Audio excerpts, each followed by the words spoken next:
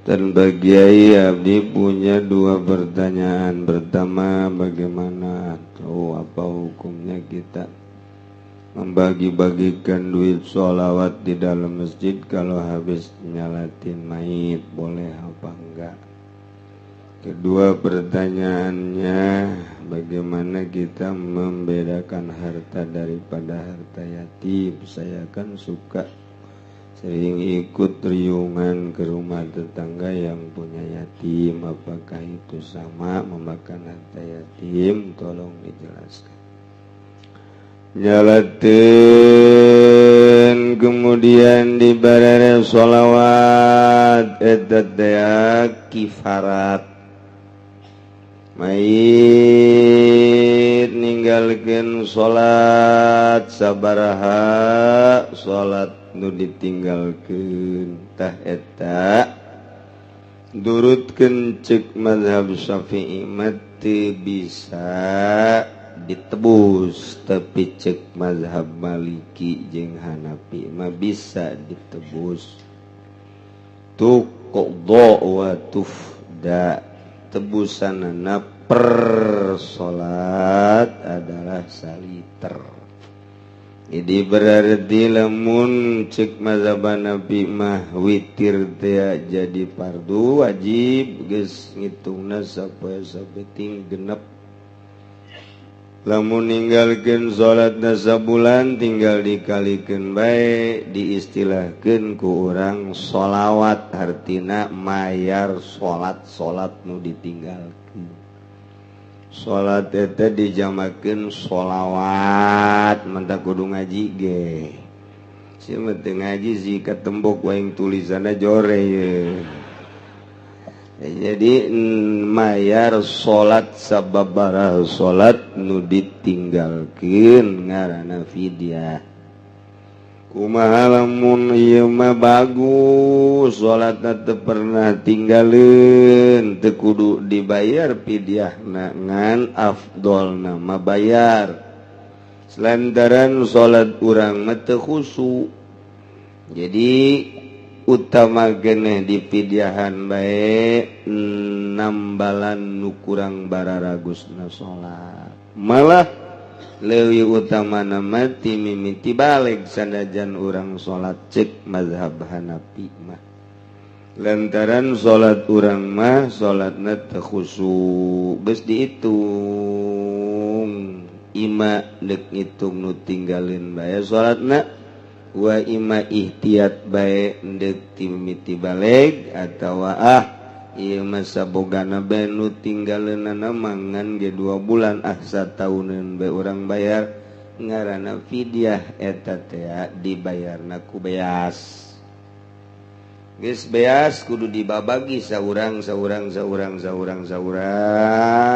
Aya sabaraha urang ge? Misalna aya 100. Salat nu tinggaleunana ieu adalah aya 100 salateun, berarti 100 liter geus saurang saleter.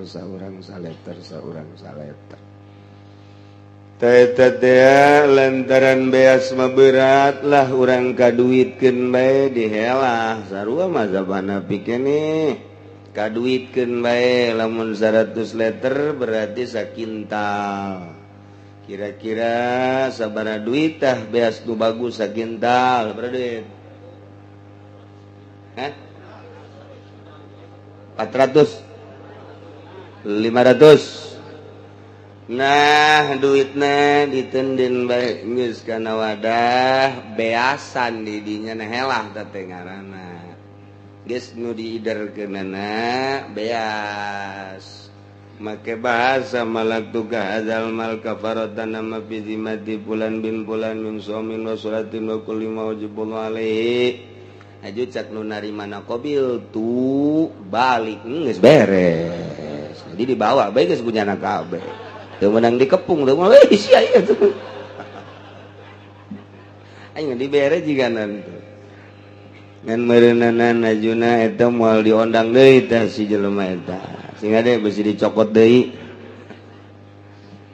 Saya parantina qabil tu hadzal mal kaula narima kana ieu harta ngan wa wahabtuka kaula mikeun deui ka anjeun. supaya fidyah katarima ku kabehan engke dibagikeun keur teu dikitu-kitu ge jadi bae ya fidyah kirimkeun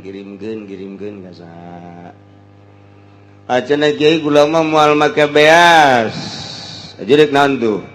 ndek dikodoan bae salatna kukula 100 kali salat utamaan kena dikodoan tak ku anak usolli fardhu zuhri 4 raka'atin mustaqbilal ka'bati qadaan an abi Allahu akbar tah kodoan ka salat bapa ai bapa di kodoan ai nyana teu salat teu beres deui ngan meureun cak bapa teh waduh sia kodona teu bagus jasa ieu ka ieu salat sia ngodoana malaweung bae teu masalah sih teh urusan malaweung mah ngan nu jelas lah kodoan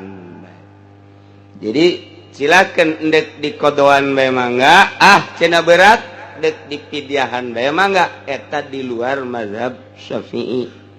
cek Imam Syafi'i lam tuqda wa lam tufda di kodoan teu bisa di pidyahan teu bisa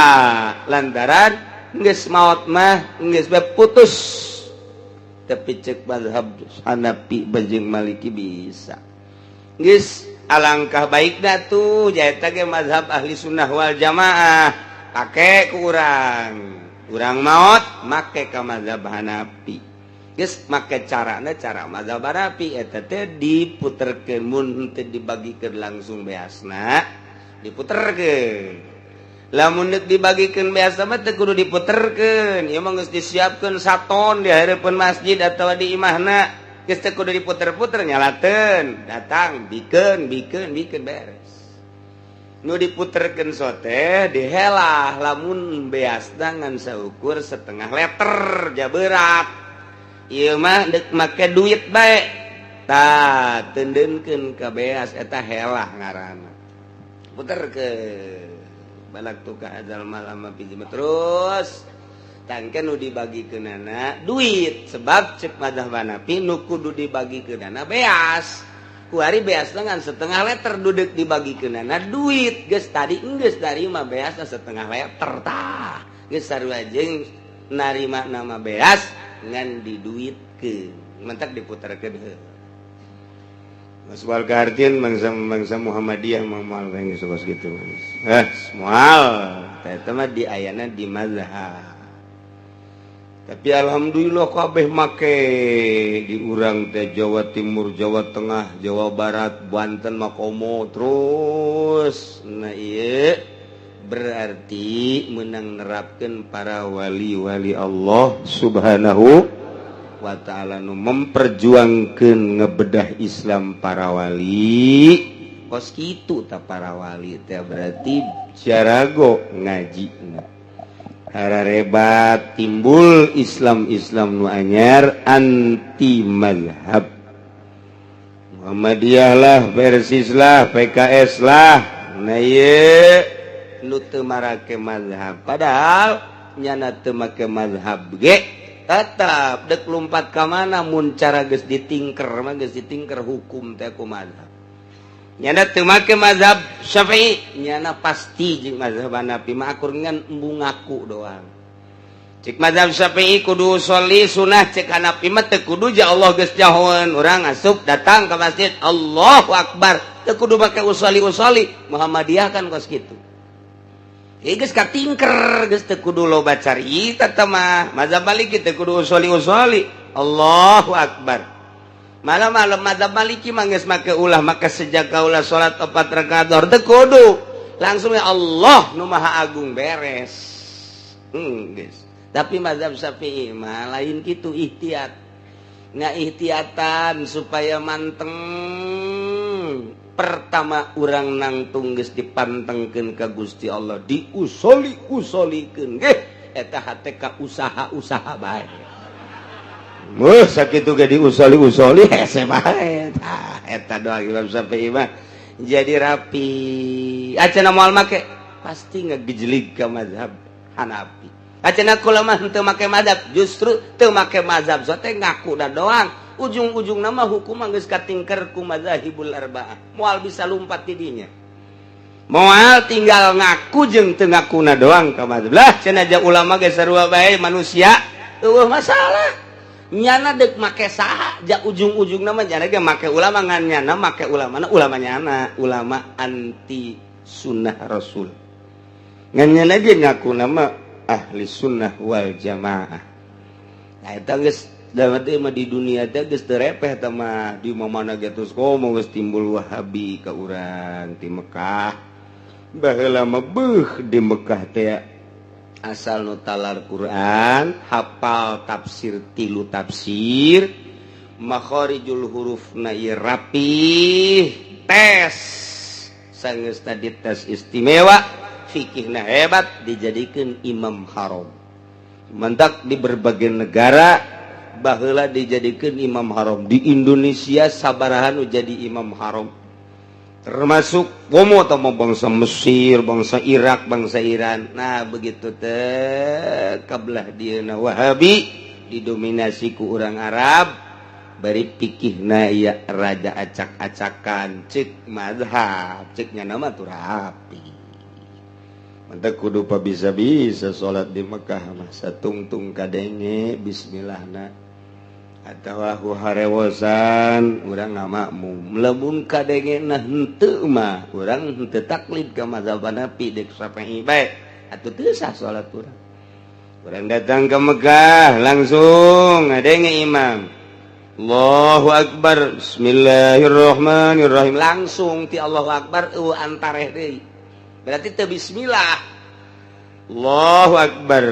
alhamdulillahi rabbil alamin teu maca bismillah urang ngamakmum gadinya kudu taklid ka mazhab Hanafi atau Maliki. Lamun tetep bae urang Syafi'i teu sah ta urang salatna berjamaah jeung nyana lantaran ceuk mazhab urang mah Fatihah teh bismillahna ayatun minal Fatihah termasuk ayat Fatihah cak mazhab Hanafi malain dimimitianana ku alhamdulillahi rabbil alamin ku ayana sakitu. Urang mazhab Syafi'i ngamakmum kajana teu maca bismillah tah. Nah ieu kurang berarti saayat atuh kurang saayat teu sah salat.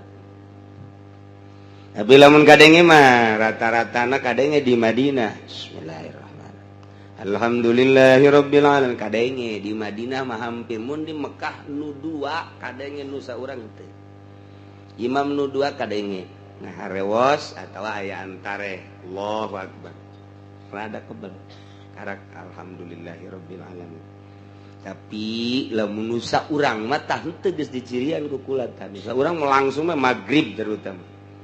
Allahu Akbar. Alhamdulillahirabbil alamin. Tah, sing ade tah. Lah cenah kiai kula mah taklid teu bisa jangan salat nuturkeun we. Wah Allah bae geus.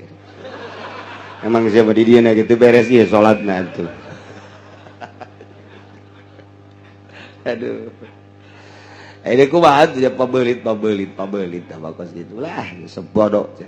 tak nu bodoh mah sebenarnya mah lobana dihampura nu bodoh mah al-ami la madhabalah nu bodoh mah teu puguh madhabna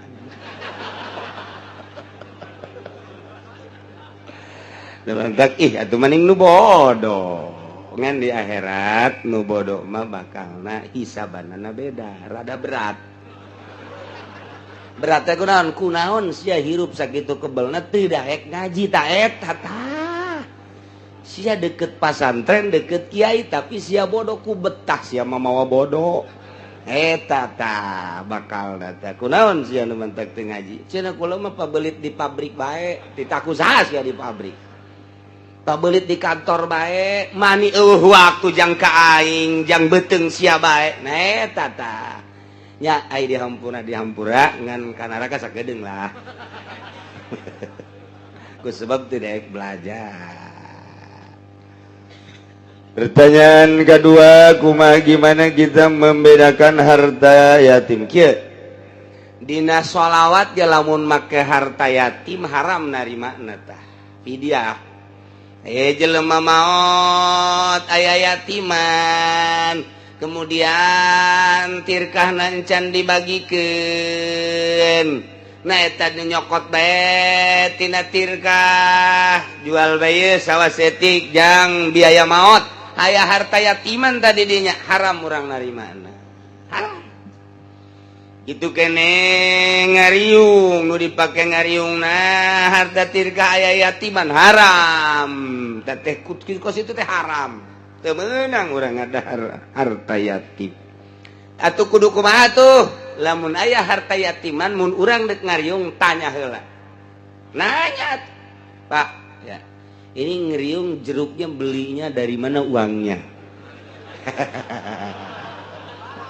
kenapa kamu tanya-tanya gitu saya kan mau ngeriung kebetulan di keluarga kan masih ada yatim dari tirka apa dari masing-masing per kepala misalnya punya anaknya sendiri yang paling besar atau siapa yang nanggung jawab oh ini mah tirka katanya tirkanya udah dibagi belum haram kudu nanyakeun kudu ngabedakeun kudu nanyakeun lamun urang teu nanyakeun mah gobres bae haram kuduna kumaha kudu nu bagus sama mun aya harta yatiman cak nu panggedena geus tirka mah ulah waka dibagikeun lantaran aya nu yatim geus cak nu panggedena kakak bae ieu nu tanggung jawab beriungan mah paling sabaraha juta sih engke bayar ku sia kakak bloon tuh bagus itu teh tanggung jawab ku sorangan mantep kara tenang jadi lamun urang nyalateun sholawat aya yatiman jelas sebentar kiai teh sok nanya sabaraha anakna teu samarangan teh kiai nanya kos kitu teh sabaraha anakna cenah aya genep anu pangleutik umur sabaraha umur aya meureun bangsa 5 genep tahunna oh geus tirok baekeun tah kiai teh teu kanyahoan bae ku batu aya deui kiai nu nanya anakna sabaraha aya genep ka hiji kadua katilu ranggaan eueuh Kiai Golkar sama kos gitu. Aduh, masya Allah, macam-macam. Jadi di jero nyalateun teh tuh nyatanya sabaraha ieu ke anakna nu pangleutik teh sabaraha umur sakitu. Itu tah geus sakitu ge surti, geus berarti ya aya yatiman ieu. Tanyakeun mun leuwih bagus mah ieu biaya kematianna di mana? Ruang riungna sih ada aya harta yatim nya tuh gitu ya sebab begitu maot geus pindah milik berarti ke ahli waris geus lain nu nyana deui begitu maot mobil lain nu nyana motor lain nu nyana kontrakan lain nu nyana nu ahli waris kecuali keur hirup nanyana ngabejaan aing mun bae kaya geus disiapkeun dana jang paeh aing tanya atau jual beta mata kontrakan ta eta teh jang biaya paeh sanajan wasiat kos kitu teh jadi na eta teh ihtiyat berarti supaya keluarga teh mengetahui ulah aya cekcok sebab aya yatiman geus berarti geus diridokeun geus terketahui ku kabehan padahal batu geus teu jadi kukumaha jeung geus maot ieu tah mah kecuali wasiat mere ejang dirina mah tuh geus eueuh teu jadi kitu nya jadi tanyakeun masalah soal yatim yugdau bahlun bi khosin ki Zaid ribut jeung Ki Umar begitu ribut jago jasa permainan Ki Zaid besi Ki Zaid teh masya Allah begitu dicekel benang bobogaana beneran geus mau belati ya geus siap sempring wae jadi berarti buntu di sundatan jeung puhu-puhuna geus sirup geus teu berarti geus kos kitu mah sebab kejantananna telah hilang Kizaid normal, kemudian ternyata begitu diteliti Ki Umar nu dipotong teh bobogaanana horenganan dikabiri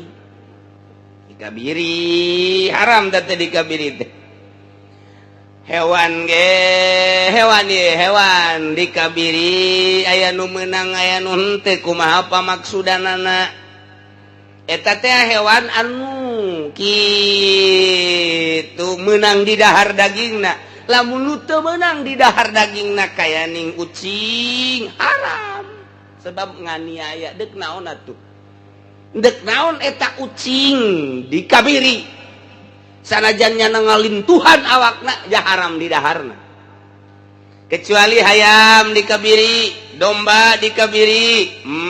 munding dikabiri sapi dikabiri nah ieu ge kudu kanyahoan maksudna sia ieu nu mantak ngabiri deuk naon dek dibutuhkeun teh lintuhna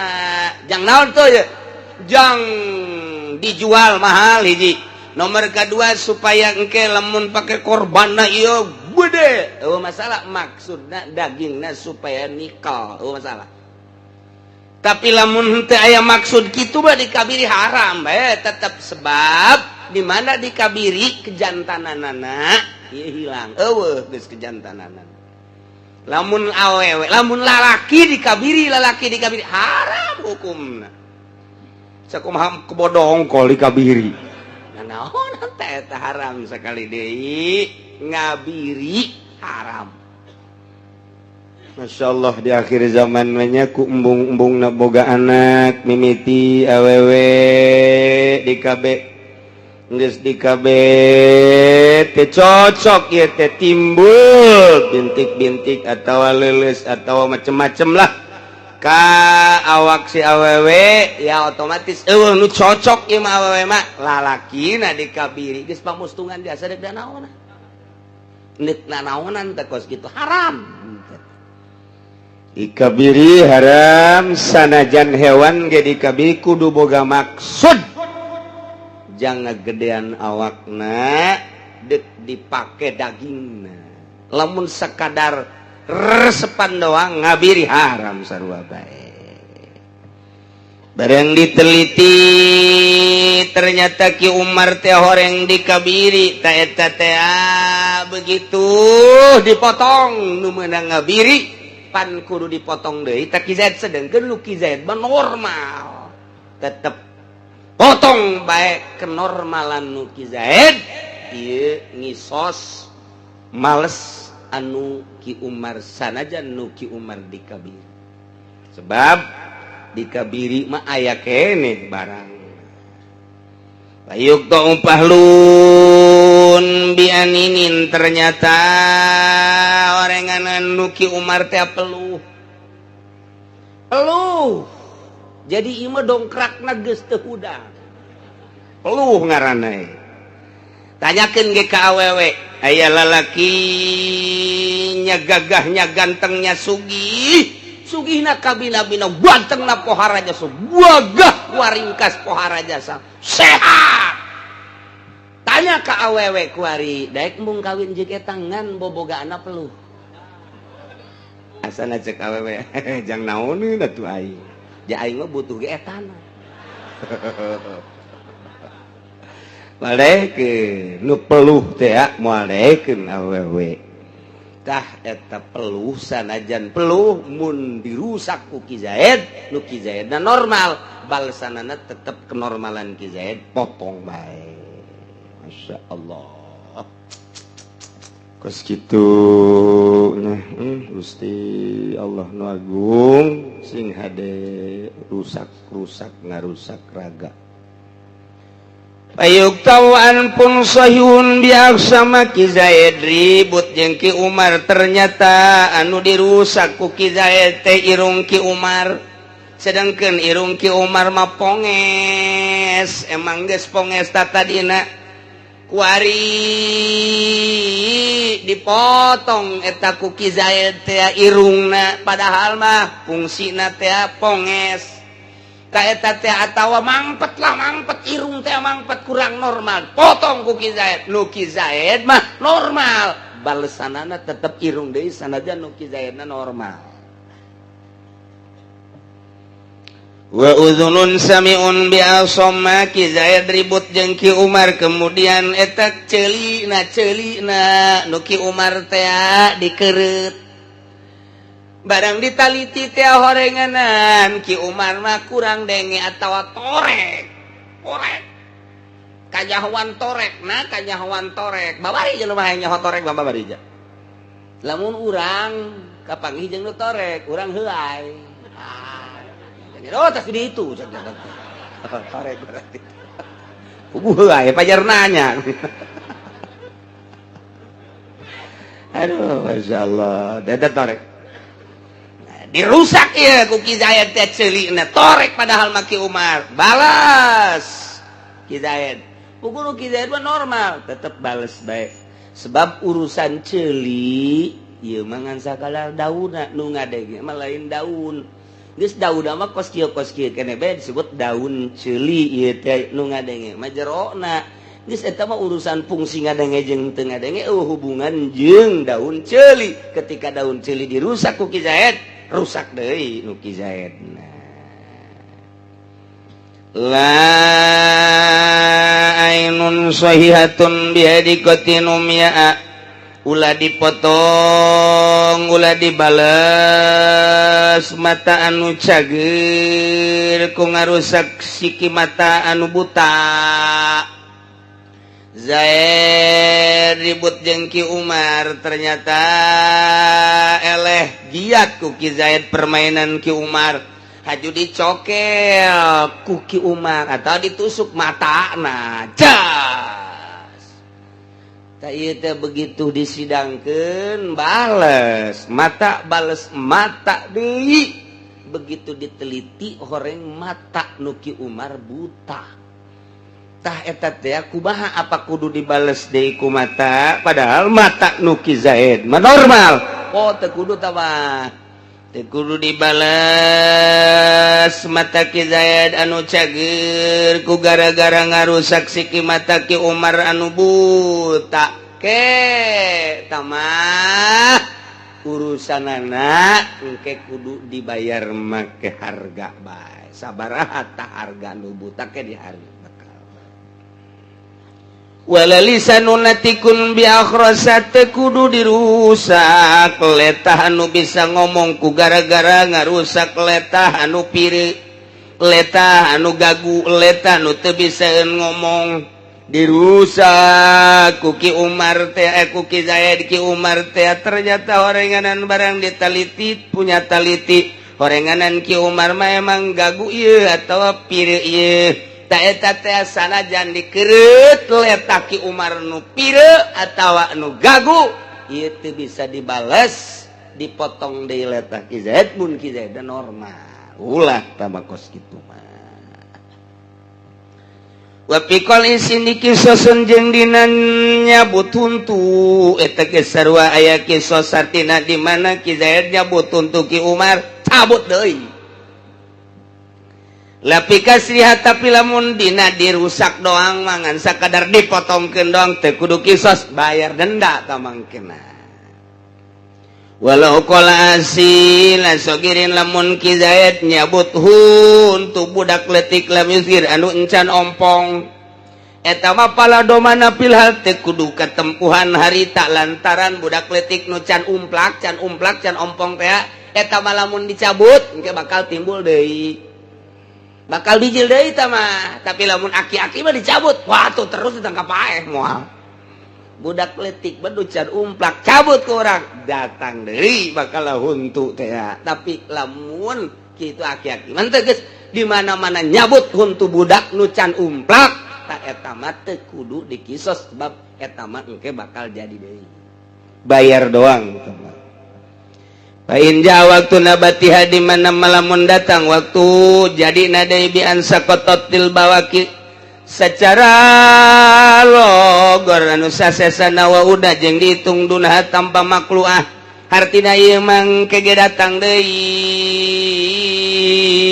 tanpa dibedol ge bakal ragrag ieu bi an sakotatil bawaki bakal engke emang jadi deui tanpa urang dicabut ge bakal ragag eta mah memang bakal umplak isan ajan teu dicabut bakal umplak tah eta teu kudu bayar nu tadi keun.